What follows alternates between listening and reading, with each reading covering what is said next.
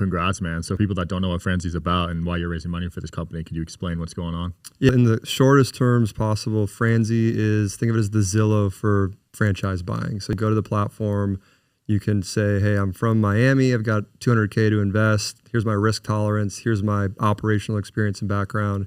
And then we have the most powerful AI recommendation engine and data set in franchising that we then curate, top 5, Sean's top 5 from all this data that we just collected on you, to help you ultimately find the best fit business to buy.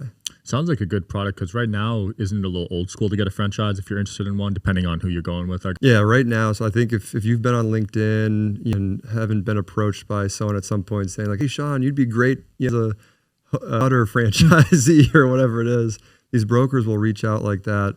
And what they don't tell you, though, they make a 60% commission on the franchise fee. 60%? 60. So if you pay $100,000, they get 60. They get 60 grand. So you think in your head, I'm paying $100K for the rights to this business. They're probably going to reinvest it back into training and marketing and support for me.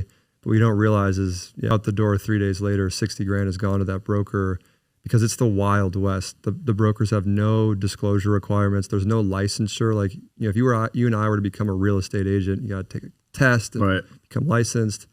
You and I can become franchise brokers right now in this moment. Like, you're dubbed a franchise broker right now, and that's it. So do you think that's going to change anytime soon? I hope so. I think people are making second largest decision in life behind who their spouse is, buying a business. It's not an insignificant, cheap decision. And you've got some of these actors that might not always have your best interest in mind. So I hope regulation comes. I can't believe I'm saying that, but usually I'm not a opponent of that. But I think in this case, it's too lawless and Wild West. And I've seen a lot of people get burnt working with a broker who they think has their best interest in mind. Well, they say your business partner is your second wife. Exactly. You're going to do this for at least 10 years. You might as well pick the right one. And that's what we're trying to do with Franzi, is flip the old traditional model on its head and just make this way more transparent, way more accessible. Well, I wonder what the success rates are for franchises. I guess it depends on the industry, right? And yeah, definitely depends. But so Gallup poll did this thing where independent businesses after 5 years, over 50% of them fail. But franchises, 80% of them succeed in that same window. And so franchising is just a de-risked way to get into entrepreneurship. 80%, you said? 80% success rate after 5 years for franchises.